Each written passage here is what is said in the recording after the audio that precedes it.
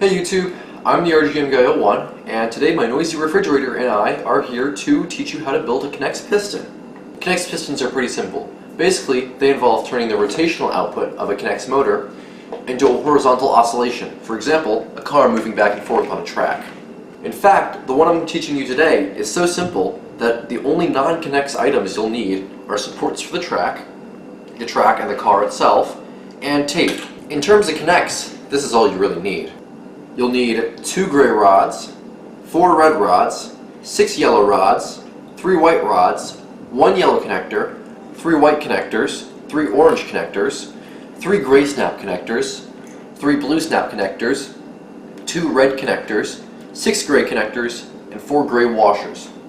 Of course, Connex has a lot of sets, and your pieces might be a different color than the ones I have here, but they should be pretty much identical. You just need to find the right piece. If it's not the same color, that's fine.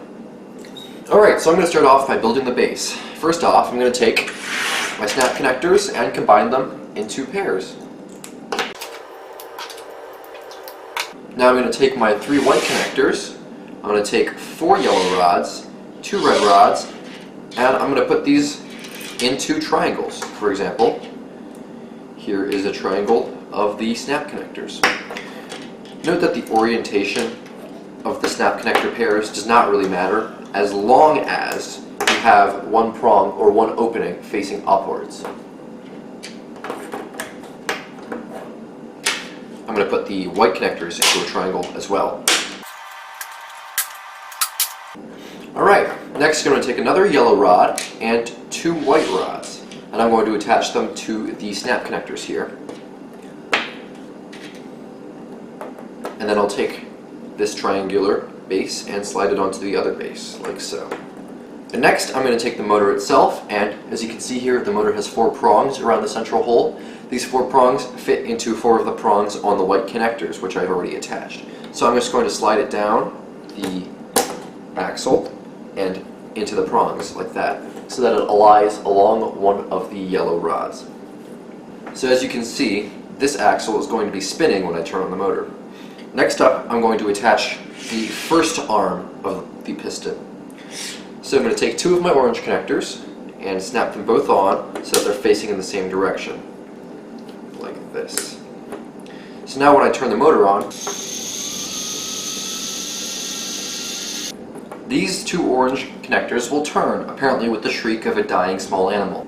Next up, we're going to take our 2 red rods and our 2 red connectors. Basically what I'm trying to do is keep these 2 red rods evenly spaced from each other at all points. So I'm snapping them both to the same 2 red connectors at right angles, like this. That way, this won't flex very easily, nor will it pull apart very easily.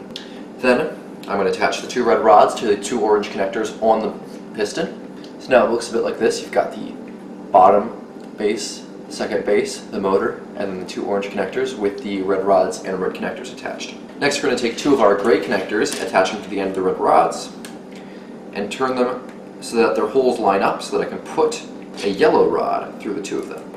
Now the yellow rod falls right through.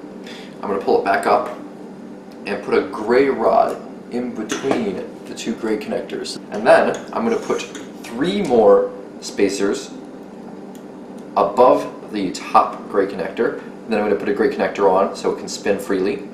And then I'm going to put a last gray connector on, like that, snapped on at the top. And I'm going to put 1 more gray connector on the bottom. So as you can see, this yellow rod now has a gray connector at the top, free spinning gray connector, 3 gray spacers, a gray connector, spacer, connector, and then snapped connector. Next, I'm going to connect this gray connector to this gray rod, attach this gray rod to another gray rod using the orange connector, and then cap it off with another gray connector. You might be wondering, by the way, why I added all these spacers here. Basically, it's because when the piston is spinning, I want this gray rod to have clearance to get over this yellow rod. In fact, you might see right now it's sagging so much that it is actually hitting that yellow rod. When we have something hooked up to the other end, it will be higher and it will clear it. But these 3 gray spacers are almost imperative in order to keep it balanced. I've taken the liberty of taping the base of the piston down to the table. So now that we've attached it to this side, we have 2 more Connex pieces left over. this is for the car attachment. Basically, just snap them together like that, and then we're going to attach them to the roof of the car. My preferred method for doing this is hot glue. While you're letting that glue dry, you can set up the track that the car is going to run on. The track itself should be raised about 4 inches off the table because that's about how high up the piston arm is. And it should be decently long because the car needs to prescribe quite a sizable oscillation. When placing this track, it's pretty much imperative that you don't put it too close or too far. This is what happens if you place the track too close.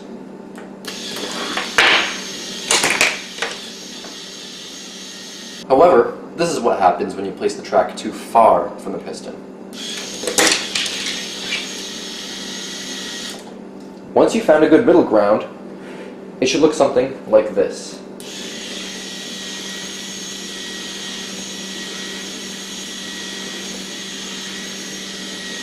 At this point, what you do with the piston is pretty much up to you. You could attach a track to the car, for example, or you could have it push balls along the track. Really, the possibilities are endless, and I'm actually pretty excited to see what you guys can come up with.